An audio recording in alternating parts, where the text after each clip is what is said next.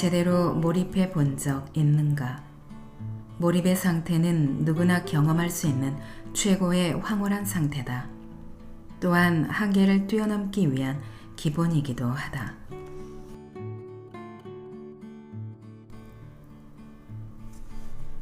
안녕하세요. 여러분의 삶이 눈부시게 빛나길 바라는 루나펄스입니다. 오늘 소개해 드릴 책은 마지막 몰입입니다. 지은이는 짐 퀵, 옮긴 사람은 김미정, 펴낸 곳은 비즈니스 북스입니다. 책의 부제는 나를 넘어서는 힘입니다. 저자인 짐 퀵은 빌 게이츠, 일론 머스크, 버락 오바마, 오프라 윈프리가 찾은 최고의 두뇌 전문가라고 소개가 되어 있습니다. 25년 넘게 세계 정상급의 CEO, 운동선수, 배우, 각계각층의 성공한 사람들의 잠재력을 끌어낸 세계적인 브레인 코치라고 합니다.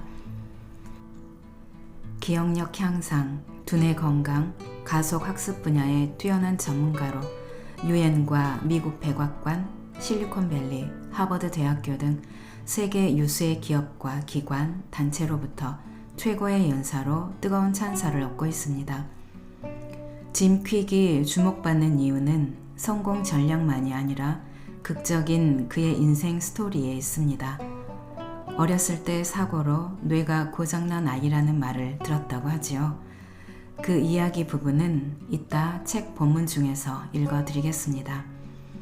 책 한 권을 다 읽기 힘들 정도로 어떤 것을 배우고 익혀도 어려움을 겪은 그가 도대체 왜 나는 무엇을 해도 안 되는가 라는 간절함과 함께 배우는 방식에 대한 본질적인 호기심이 생겨 깊게 파고들었다고 합니다. 전문가들의 의견을 치밀하게 분석해 잠재력을 최대치로 끌어올릴 수 있는 성공 전략을 만들어냈습니다. 짐 퀵은 나이, 배경, 교육, IQ에 상관없이 인간이라면 누구라도 뇌, 추진력, 기억력, 집중력, 습관의 한계를 넘을 수 있다고 주장합니다. 이것을 실현하기 위해 마인드셋, 동기부여, 방법, 이 세 가지 영역을 아우르며 원하는 것을 얻기 위해 끝까지 몰입해 나가는 힘이 무엇인지 보여줍니다. 특히 잠재력을 최대치로 끌어올릴 수 있는 저자만의 집중, 학습, 기억력, 속도, 사고 전략이 이 책에 자세히 담겨 있으니까요. 많은 도움이 되실 겁니다. 책의 목차를 말씀드리면 1부, 왜 우리는 스스로 평범하다고 생각할까? 2부, 낡은 마인드를 완전히 리셋하라. 3부, 몰입해야 할 이유를 반드시 발견하라. 4부, 잠재력을 터뜨리며 지금의 나를 넘어서라입니다. 나를 넘어서는 힘, 마지막 몰입. 책의 내용 중에서 일부 읽어드리겠습니다. 오늘도 책과 함께 편안하고 따스한 시간 되시기 바랍니다.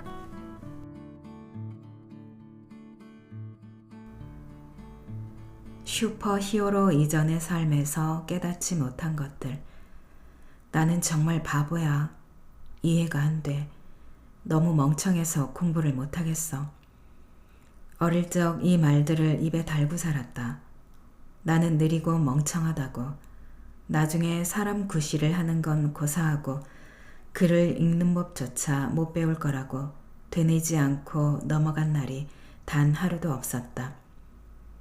영화 리미트리스처럼 내 뇌를 급속 충전시켜 단번에 똑똑하게 만들 수 있는 알약이 존재한다면 어떤 대가를 치르더라도 그 약을 먹었을 것이다. 나 혼자만 그렇게 생각한 건 아니었다. 나를 가르쳤던 선생님들에게 물어봤다면 내가 이런 책을 쓸 줄은 상상도 못했다고 입을 모아 말했을 것이다. 그때는 책을 쓰는 건 고사하고 책을 읽기만 해도 깜짝 놀랐을 만큼 공부를 못했다. 사실은 유치원 때 겪은 사건 하나가 나의 인생을 완전히 바꿔놓았다. 어느 날 수업 도중에 창밖에서 사이렌 소리가 들려왔다. 선생님이 밖을 내다보고는 소방차가 보인다고 했고 우리는 모두 창문으로 달려갔다. 지금도 그렇지만 그때도 슈퍼히어로의 마음을 뺏겼던 나는 특히 흥분했다. 소방관은 내가 아는 세상에서 슈퍼히어로의 가장 근접한 존재였다. 그런데 문제가 하나 생겼다. 나는 창밖의 소방차를 볼 수 있을 만큼 키가 크지 않았다. 그때 한 아이가 의자를 끌고 와 올라서자 너도 나도 따라하기 시작했다. 나도 달려가 의자를 끌고 와서 창틀 아래에 설치된 철제 라디에이터 옆에 놓았다. 그러고선 의자에 올라가 소방관을 봤다. 정말 흥미로웠다. 불이나 그 어떤 재난에도 끄떡없을 듯한 제복을 입은 용감한 영웅들의 활약을 나는 입을 해벌리고 바라보았다. 잠시 후 한 아이가 내가 올라선 의자의 아래를 움켜잡았다. 그 바람에 나는 균형을 잃고 넘어지면서 라디에이터에 머리를 세게 부딪혔다. 머리에서 피가 나기 시작했다. 나는 급히 병원으로 옮겨져 상처를 치료받았다. 치료 후 의사들은 어머니에게 나의 뇌 손상이 경미한 수준이 아니라고 솔직하게 말했다. 어머니는 그 후로 내가 예전 같지 않았다고 했다. 활기차고 자신만만하고 호기심 많았던 아이가 눈에 띄게 움츠러들고 학습에 어려움을 겪었다. 주의가 몹시 산만해졌고 기억력도 엉망이었다. 그런 내게 학교 생활은 커다란 시련이었다. 선생님들의 설명을 이해하지 못했지만 이해하는 척하는 법을 배웠고 다른 아이들은 모두 읽기를 배웠지만 나는 글자를 해독할 수 없었다. 수업 시간에 차례로 돌아가면서 큰 소리로 책을 읽었던 기억이 나는가. 그 시간이 내게는 최악의 순간이었다. 초조하게 앉아있다가 차례가 오면 일어나 책을 들여다보지만 한 단어도 이해가 되지 않았다. 3년이 더 지나서야 겨우 글을 읽을 수 있게 되었지만 그 후로도 오랫동안 힘겨운 싸움은 계속되었다. 만화책에서 만나본 영웅들이 아니었다면 아마도 책 읽기를 배우지 못했을 것이다. 일반 책에는 주의를 집중할 수 없었지만 만화는 달랐다. 다른 사람이 읽어주기를 기다릴 수 없어 기를 쓰고 읽기를 배웠다. 밤늦도록 이불을 뒤집어 쓴 채 손전등 불빛에 만화책을 읽어내려갔다. 그리고 영웅들의 이야기에 열광했다. 그들은 그 어떤 역경도 극복할 수 있다는 희망을 심어주었다. 나는 뇌가 고장난 소년이었다. 현실 세계에서의 삶은 그리 친절하지 않았다. 우리 집에 함께 살면서 나를 키우다시피 한 할머니가 중증 치매 증세를 보이기 시작했다. 사랑하는 사람이 정신과 기억을 잃어가는 모습을 지켜보는 심정은 말로 표현할 수 없다. 돌아가시는 날까지 할머니를 거듭거듭 잃어버리는 느낌이었다. 할머니는 내게 세상의 전부였다.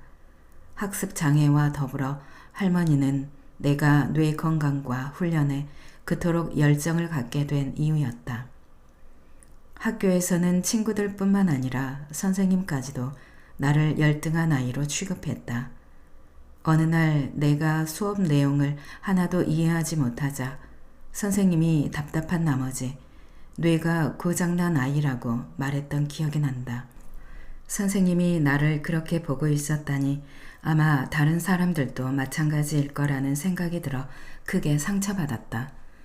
누군가 또는 무언가에 꼬리표를 붙이면 그 누군가나 무언가의 한계도 정해진다.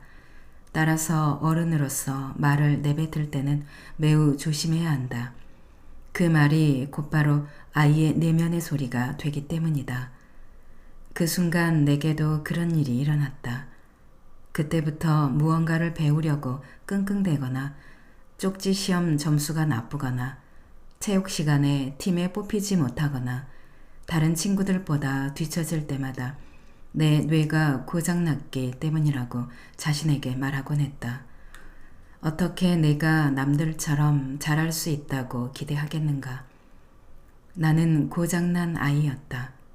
내 머리는 다른 사람들처럼 돌아가지 않았다. 친구들보다 훨씬 더 열심히 공부했을 때도 기울인 노력만큼 성적이 나온 적은 한 번도 없었다. 고집은 있어서 포기하지 않고 가까스로 다음 학년에는 올라갔지만 학교 생활을 잘 해냈다고 할 수는 없었다.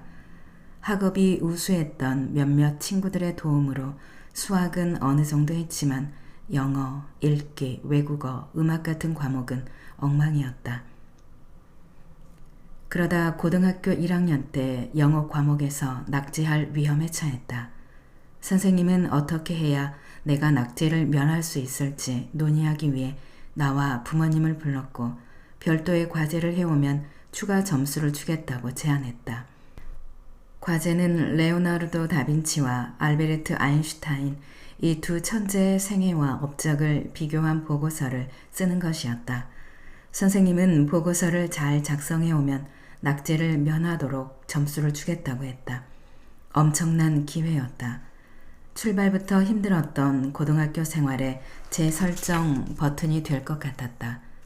그래서 최고의 보고서를 쓰기 위해 모든 걸 쏟아붓기로 했다. 나는 방과 후 몇 시간씩 도서관에 가서 두 천재에 관한 정보를 찾았는데 흥미롭게도 그 과정에서 아인슈타인이나 다빈치도 학습 장애로 어려움을 겪었으리라고 추측하는 글을 여럿 접하게 되었다. 몇 주간의 노력 끝에 드디어 최종 보고서를 타이핑했다. 내가 완성한 보고서가 너무 자랑스러워 문구점에서 바인딩까지 해왔다. 이 보고서는 내게 일종의 성명서였다. 내가 무엇을 할 수 있는지 세상에 알릴 방법이었다. 보고서를 제출하기로 한 날 아침 책가방에 보고서를 넣으면서 선생님이 보일 반응을 떠올리며 신이 났다. 수업이 끝나면 제출할 계획이었기에 도저히 수업 내용에 집중할 수가 없었다. 노력하면서 앉아 있었지만 내가 보고서를 내밀었을 때 선생님이 지을 표정이 자꾸만 떠올랐다. 그런데 미처 대비하지 못한 커브볼이 들어왔다. 수업 시간 중간쯤 지났을 때 선생님은 일찍 수업을 끝내고는 깜짝 발표가 있다고 했다.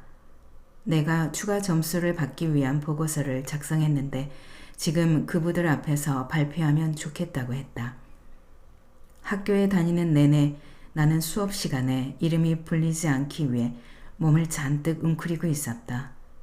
뇌가 고장난 학생이 내놓을 건 아무것도 없었다. 나는 수줍어하는 정도를 넘어 시선을 받는 것조차 싫어했고 사람들 앞에서 말하는 건 죽을 만큼 두려웠다. 과장이 아니라 그 순간 내 몸에 심장 모니터를 연결했다면 기계가 망가졌을지도 모른다. 숨조차 제대로 쉴 수 없었다. 반 친구들이 모두 나를 쳐다보는 앞에 서서 내가 조사한 내용을 발표하라니 도저히 그럴 수 없었다. 그래서 내가 할 수 있는 유일한 선택을 했다. 죄송합니다. 못했습니다. 나는 더듬거리며 간신히 그 말만 뱉었다. 선생님은 좀 전에 내가 상상했던 것과는 너무나 다르게 몹시 실망스러운 표정을 지었다.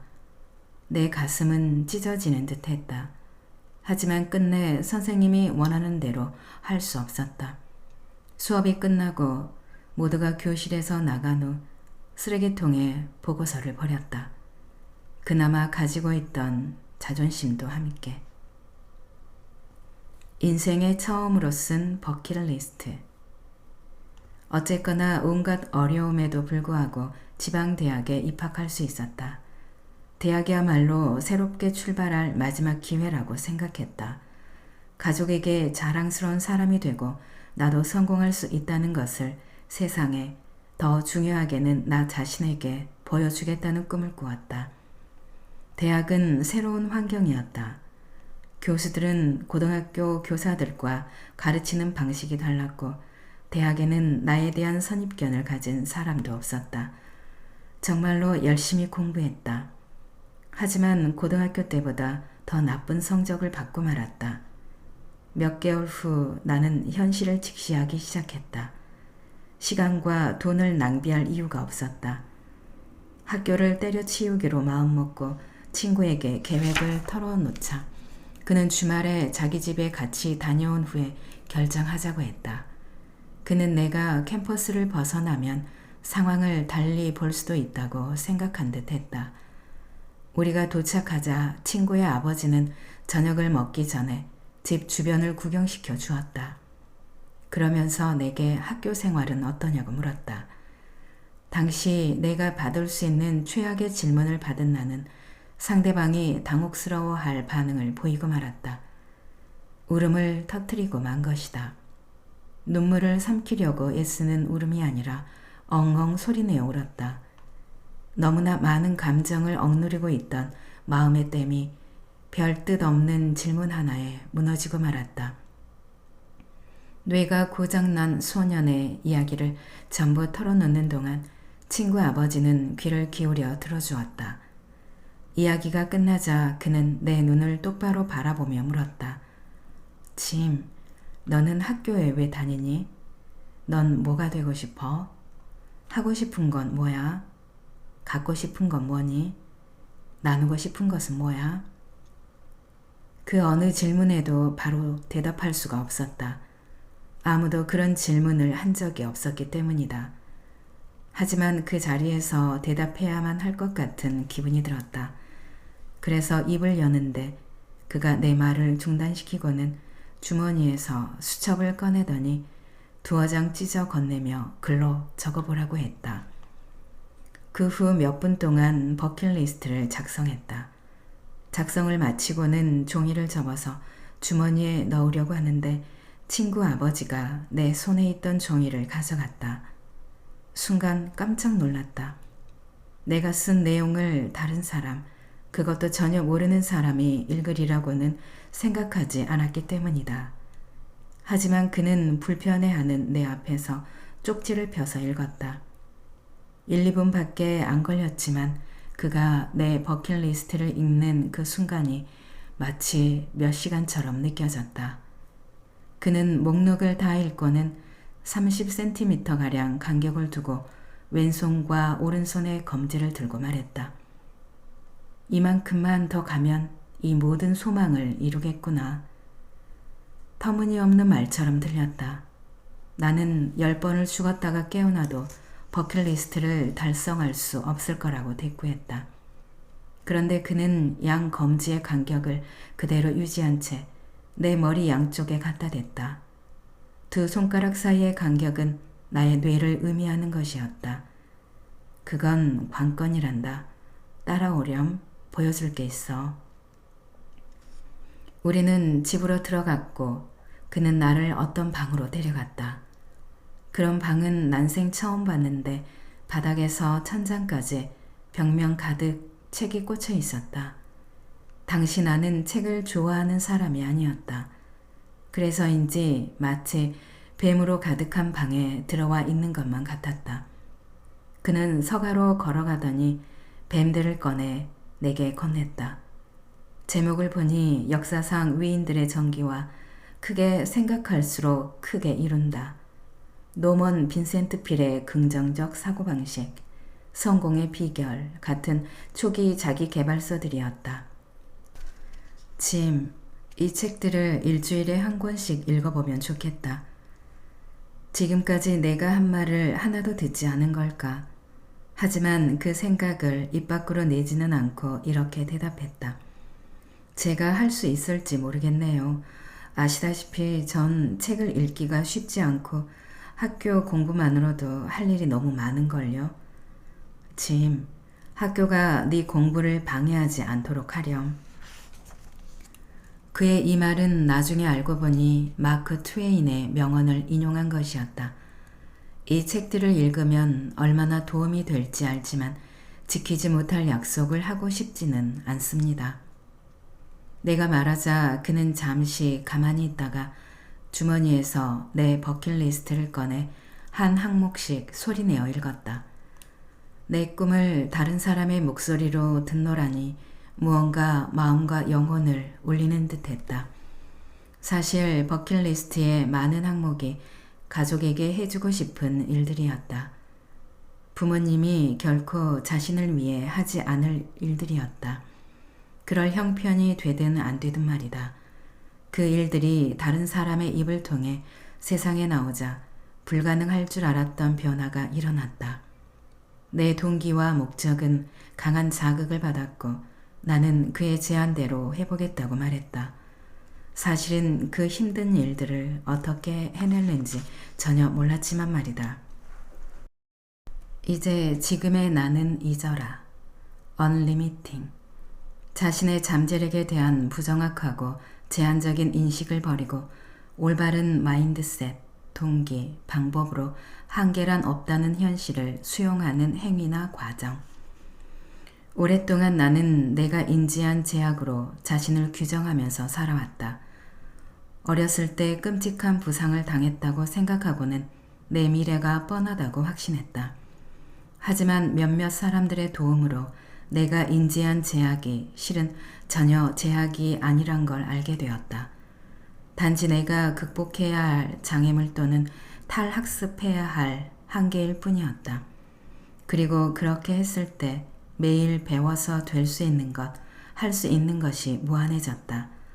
한계를 뛰어넘는 것은 가속학습, 속독, 놀라운 기억력의 습득으로 끝나지 않는다.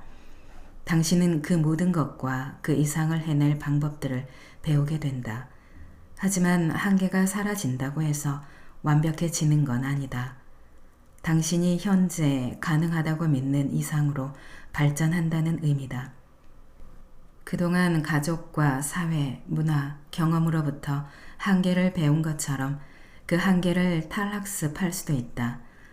그런 한계는 일시적인 장애물일 뿐 극복하는 법을 얼마든지 배울 수 있다.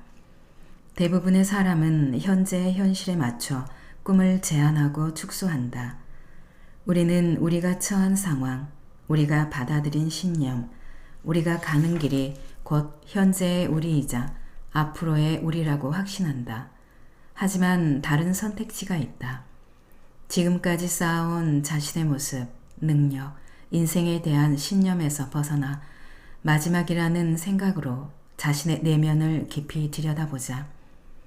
오랫동안 가지고 있던 마인드셋, 동기, 방법의 한계를 없애고 확장하여 잠재력을 마음껏 펼치는 삶을 만들어 갈 수도 있다. 남들이 하지 않는 일을 한다면 남들이 할 수 없는 방식으로 살 수 있다. 마인드셋, 동기, 방법이 핵심이다. 당신은 한계가 없는 존재로서 무엇이든 실행하고 소유하고 공유할 수 있다. 만약 당신이 잠재력을 최대로 발휘해 배우거나 생활하고 있지 않다면 지금의 현실과 원하는 현실 간의 차이가 있다면 그 이유는 다음 세 가지 한계 중 하나 이상에 갇혀 있기 때문이다. 이 한계는 제거하거나 교체해야 한다. 마인드셋의 한계, 자신의 능력, 자격, 가능성, 즉 자기 자신에 대한 믿음이 약하다. 동기의 한계, 생각을 행동으로 옮기는 추진력, 목적의식, 에너지가 부족하다. 방법의 한계, 원하는 결과를 내기에 효과적이지 않은 방법을 배웠고 그에 따라 행동하고 있다. 이는 개인뿐 아니라 가족이나 조직에도 적용된다. 당신의 상황이 어떻든 간에 다행스러운 점은 당신만 그런 게 아니라는 점이다. 이제 그 한계를 뛰어넘는 마인드셋과 동기와 방법으로 당신만의 방식으로 한계를 없애고 잠재력을 발휘하도록 하자. 마인드셋, 무엇? 우리가 어떤 사람인지, 세상에 어떻게 돌아가는지, 우리가 무엇을 할 수 있고 무엇이 가능한지에 대한 신념과 태도 또는 가정. 동기, 왜? 행동을 취하는 목적, 특정 방식으로 행동하는 데 필요한 에너지. 방법, 어떻게? 어떤 것을 달성하기 위한 구체적인 과정. 정돈되고 논리적이고 체계적인 지시. 마인드셋과 동기가 겹쳐지는 부분에는 영감이 있다. 이는 영감을 얻었지만 어떤 방법을 써야 할지 또는 어디에 에너지를 쏟아 부어야 할지 모르는 경우다. 동기와 방법이 겹쳐지는 부분에는 실행이 있다. 이 경우는 적절한 마인드셋이 없어서 자신이 할 수 있다고 느끼는 것, 자격이 있고 가능하다고 믿는 것에 국한된 결과를 얻는다. 마인드셋과 방법이 겹치는 부분에는 관념이 있다. 자신의 야망을 불태울 에너지가 없어 야망이 마음속에서 머무는 경우다. 세 가지가 모두 겹쳐지는 경우는 한계가 없는 상태다.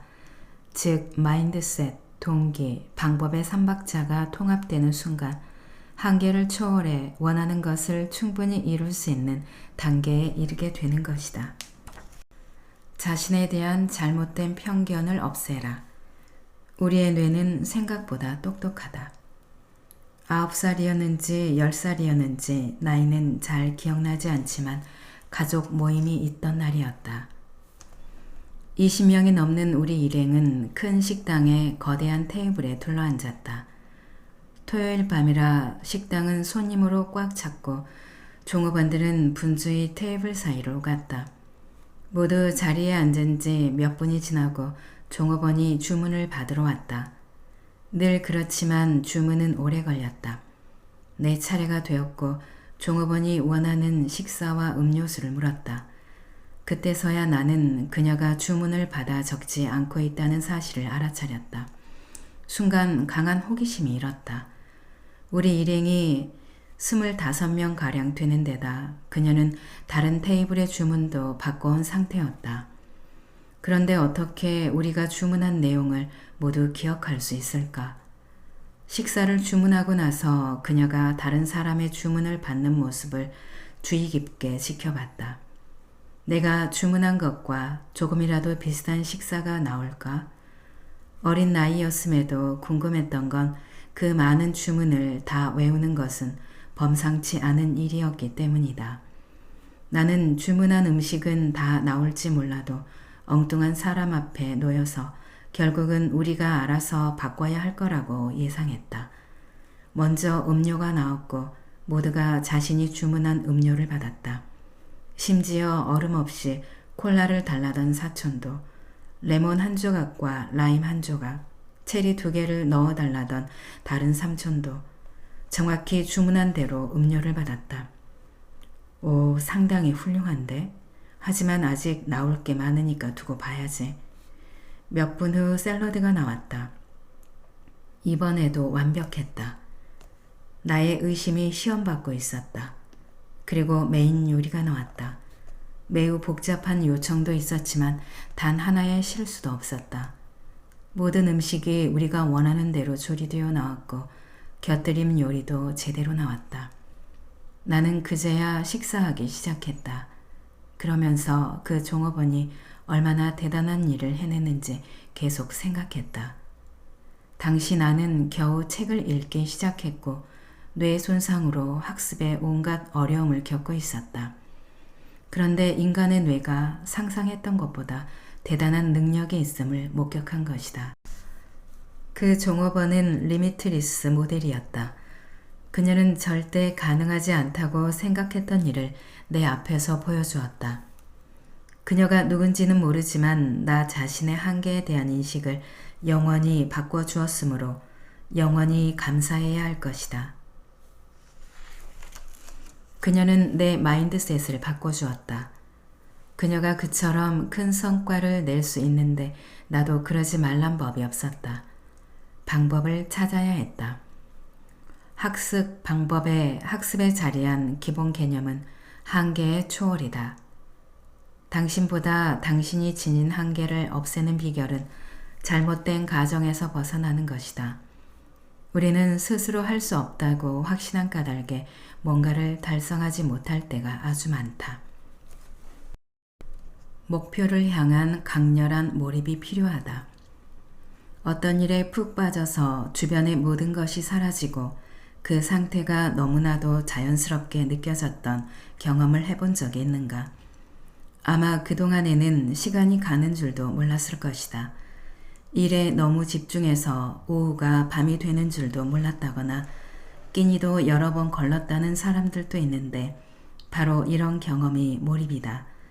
심리학자 미하이 칙센트미하이는 저서 몰입에서 몰입 상태에 대해 이렇게 설명했다.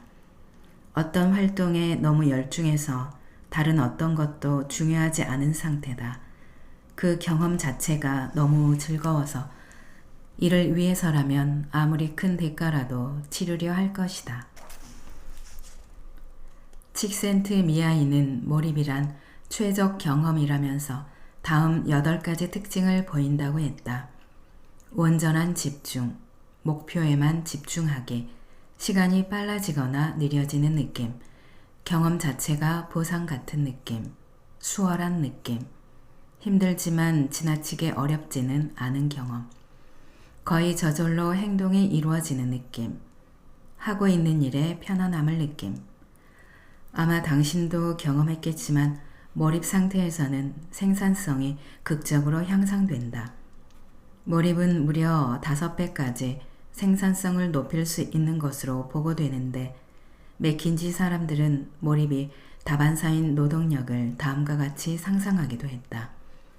성과 극대화 훈련 중 임원들에게 최대 성과를 낼 때는 평균보다 얼마나 더 생산적인지 질문했을 때 다양한 답이 나왔지만 고위 임원 수준에서 가장 일반적인 답변은 5배 증가했다.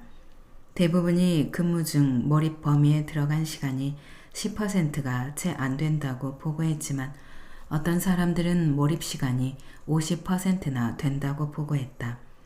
높은 IQ, 높은 EQ, 높은 MQ 환경에서 일하는 직원이 최고점에서 평균보다 최대 5배 더 생산적이라면 최대 성과를 내는 시간이 비교적 완만하게 20%포인트만 증가해도 직장 전체의 생산성에 어떤 결과를 가져올지 생각해보라. 거의 2배가 될 것이다. 온전히 집중하기 위한 5가지 조건.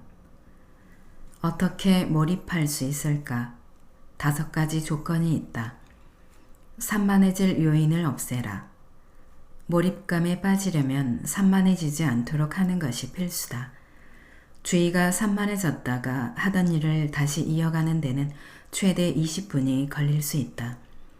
문자 한 통이 주의를 앗아가서 다시 업무를 보기 전에 잠깐 소셜미디어를 확인하고 싶어서 재부팅을 거듭한다면 몰입 상태에 들어갈 수 없다. 일단 다른 일은 다 제쳐놓고 지금 하고 있는 일에 온전히 집중하라. 자신에게 충분한 시간을 주어라. 몰입할 수 있는 시간을 따로 확보해 두어라. 적절한 조건 아래에 몰입 상태에 이르는 데는 약 15분이 걸리며 45분 정도까지는 정점에 이르지 못한다는 것이 일반적인 견해다. 30분 정도의 시간만 내서는 많은 성과를 낼 수 없다. 최소 90분은 확보하도록 계획을 세워라. 이상적인 시간은 2시간이다. 자신이 사랑하는 일을 하라.